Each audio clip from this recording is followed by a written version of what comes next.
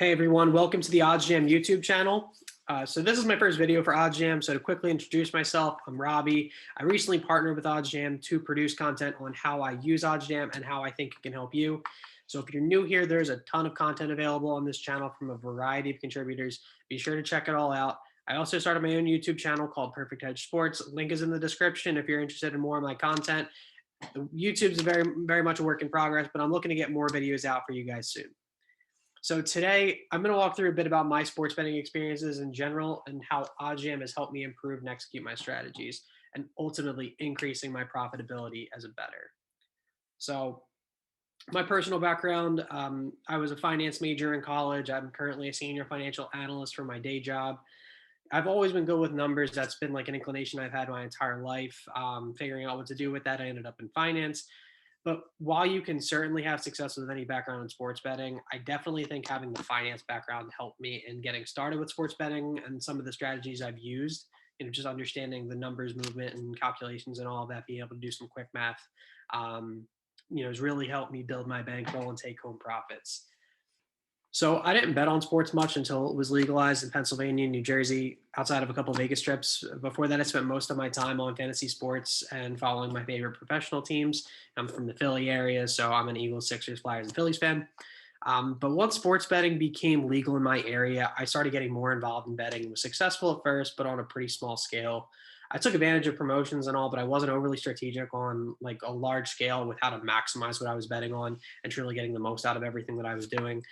So of course I was trying to win money at the end of the day, but it was more for fun than trying to create a stream of income and just, kind of bragging rights to an extent.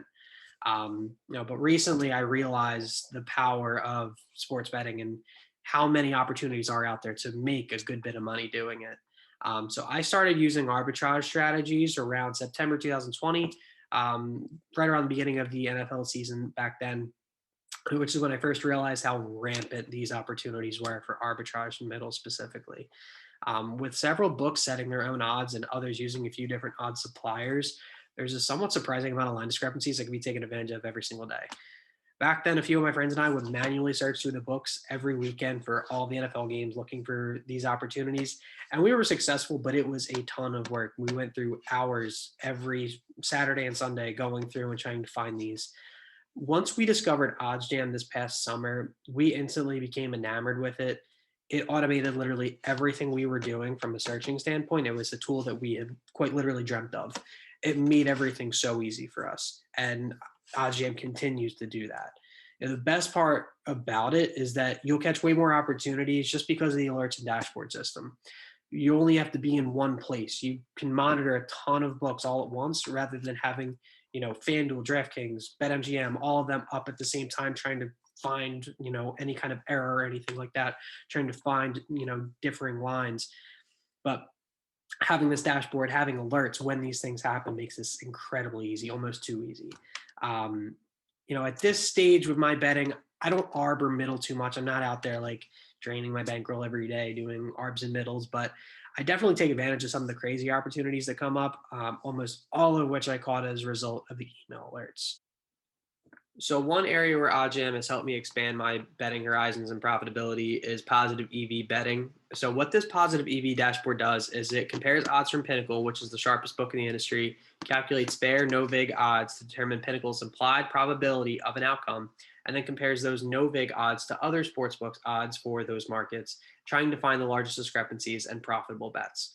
So you'll often see, if you don't have any filters on here, a lot of like crazy long shot money line underdogs, like, the team that's playing Alabama in week 2, that's, like an FCS school, player to hit a home run props that, might range from plus 500 to plus 1,000. Just because statistically and mathematically speaking, as those smaller differences there are going to be a larger percentage in terms of expected value when you come up with an applied probability. There's just a lot more volatility in those numbers. So that's why you see that. So what I did is I filtered out anything beyond EV odds of plus 300. So even if this was an extremely positive EV situation here, I wouldn't see it unless it was at plus 310. Now, my thinking is there, if it's that big of a discrepancy, I would probably get it as part of my arbitrage or middle alerts. But that's just my personal preference. If you want to have that, on here as well, that's definitely fair game. It's up to you.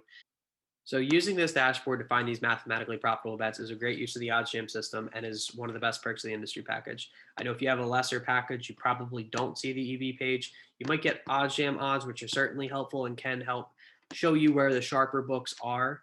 But it's definitely not this dashboard and the easiness with which this comes.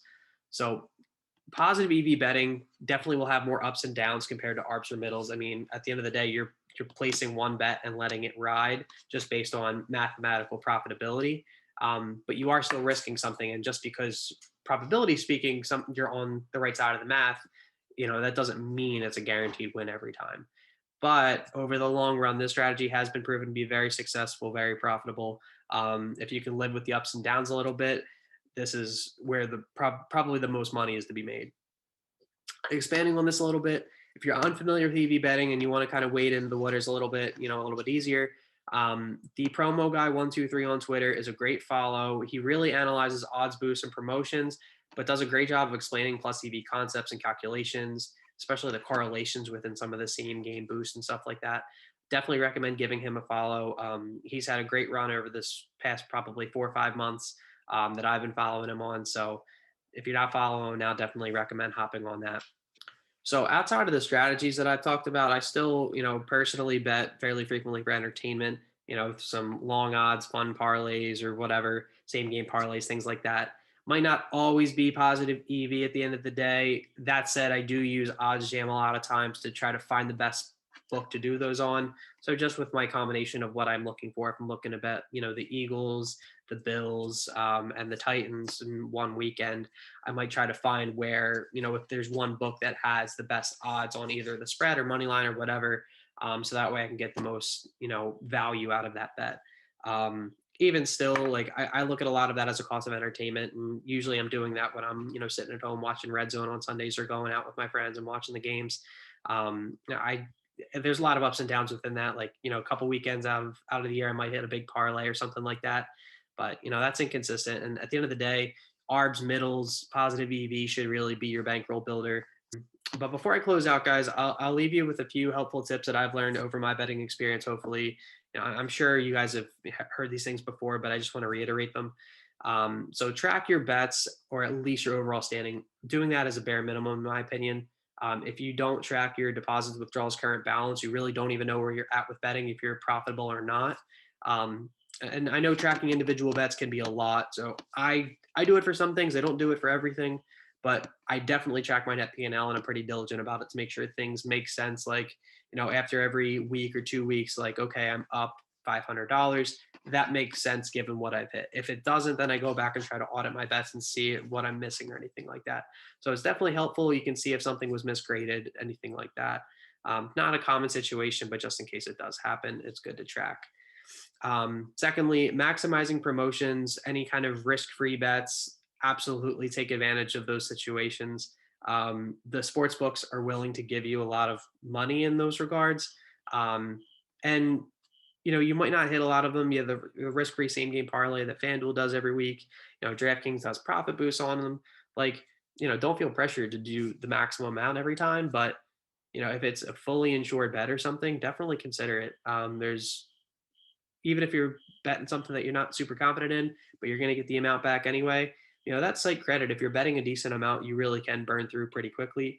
Do pay attention to the terms. Some are specific. You can't use bonus cash here or whatever. But a lot of times, even if you're taking odds boost, you're taking regular bets, positive EV, whatever, you're able to get through that site credit. So I treat site credit basically the same as, a cash balance that I just can't withdraw yet. But, a lot of these sites are one-time playthrough. So it's not hard to convert that at all. And then lastly, figuring out a system that works for you, whatever strategy you're using, whatever markets you're betting on, anything like that, you have to figure out what works best for you. If you are not cool with any risk and you just want to make money, no matter how long it takes, arbing middling is definitely the place to be. If you're able to live with the ups and downs, positive EV is great, but no matter what, there's no right or wrong way to do it. You have to get used to whatever you like and your preferred strategy, and figuring out the best way for you personally to do that. So I'm going to close out for today, guys, but look out for more of my content in the near future. Head over to my YouTube channel for more of my personal content. Link is in the description. And if you haven't signed up for OddsJam yet, please use my link posted in the description as well. Obviously, a lot of the OddsJam content on the YouTube channel can help you with a lot of your questions. If you have any questions specifically for me, feel free to send them over to perfecthedgesports@gmail.com. I left that in the description for you guys as well.